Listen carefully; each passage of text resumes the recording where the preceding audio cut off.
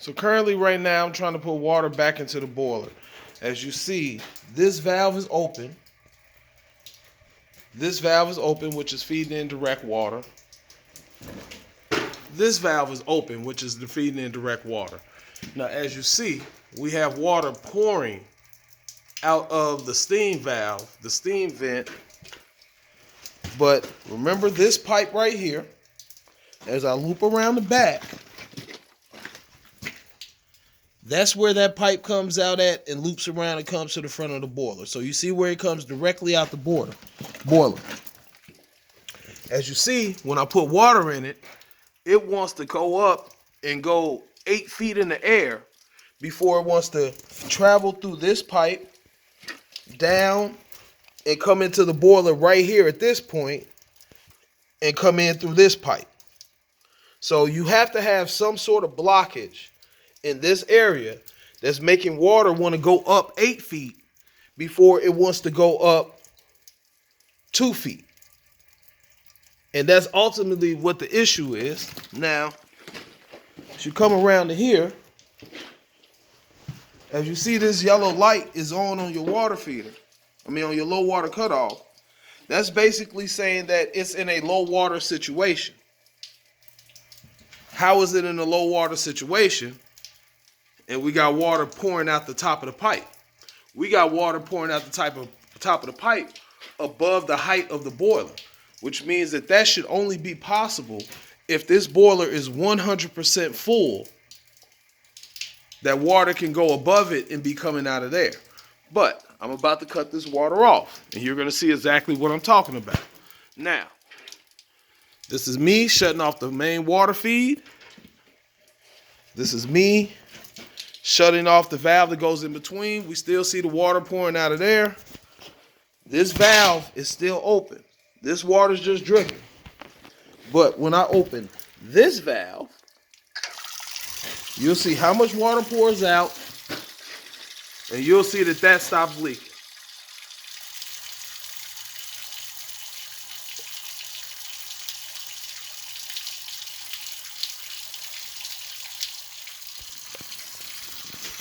So now that the boiler's back, was back up and running, you see that your next set of issues is popping up because these are operational issues. These are not startup issues. So I'm about to do some more investigation on this, but as of right now, it seems like that is doing its job, which is to shut down the boiler if it feels that it's not enough water inside the boiler.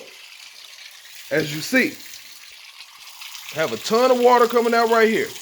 This pipe, fresh water comes in from the city through this pipe, hooks up right there, and then is able to go into the boiler.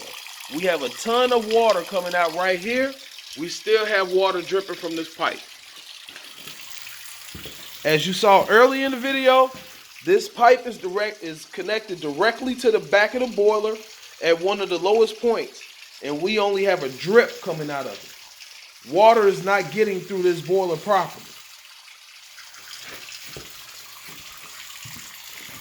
It could be a blockage in the boiler. It could be a blockage in the pipe.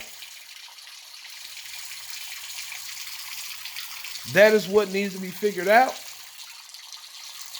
And that's your next move. Now, as you see, the water's starting to slow down. But this water is still coming out strong.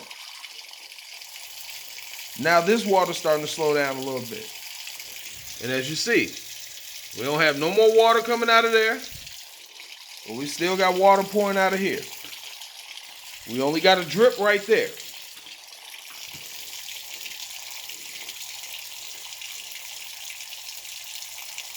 All the valves are closed. That is main supply valve coming in to feed water.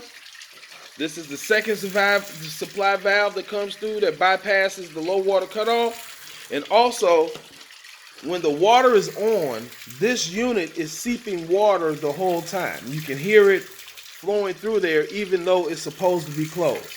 But that's the issue that I talked about on my first video.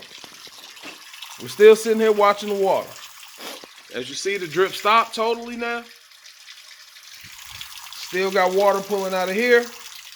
Nothing but a drip over there. So why is it a ton of water coming out right here, but no water coming out the boiler? And it's all directly connected. Let me hold my light down here so that you can follow the pipe. The pipe goes right here, comes in. That's one of your returns.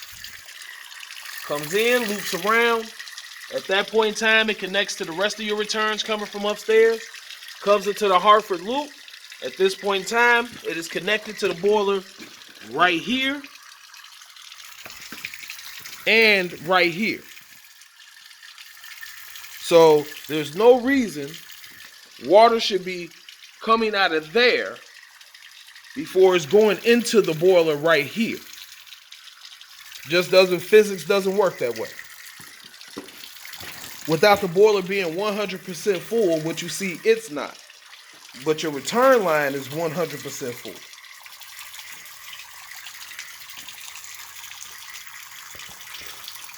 And I'm doing this video so that you can see how much water is actually in your system versus how much water is not in your boiler. So it's starting to slow down again.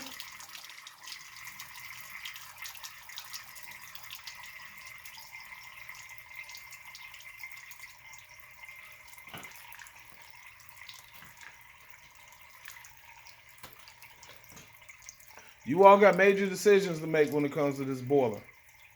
Nothing about it is going to be cheap. Fixing the piping is not going to be cheap. Replacing the boiler is not going to be cheap. Cheap does not need to be in your vocabulary. So you all need to figure out if you all want to put furnaces in individual apartments or what you're going to do. But you're not getting a new boiler in here for less than $35,000 to $40,000.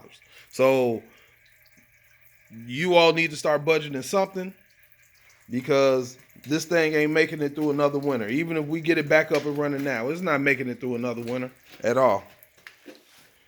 It's too old. Maintenance has been deferred too long, and you got too many expensive parts that need to be replaced. This thing's about $700. That thing's about almost $1,000. And that's just two parts, and that has nothing to do with the piping. So I don't know if y'all concern is to get the boiler just up and running, if your concern is try to get the boiler right, or your concern is you all need to start planning for what you're going to do for the future. But you're getting to the point that you're going to need Yahweh and MacGyver in here to get this boiler to work the way that you would expect it to work. But like I said, I'm going to continue seeing what's going on, but I had to send you all this video about what's going on with the piping, what's going on with the water return, and that the issue with it not firing up may not be an actual issue. It might actually be doing the job and saving this boiler from cracking and or setting on fire.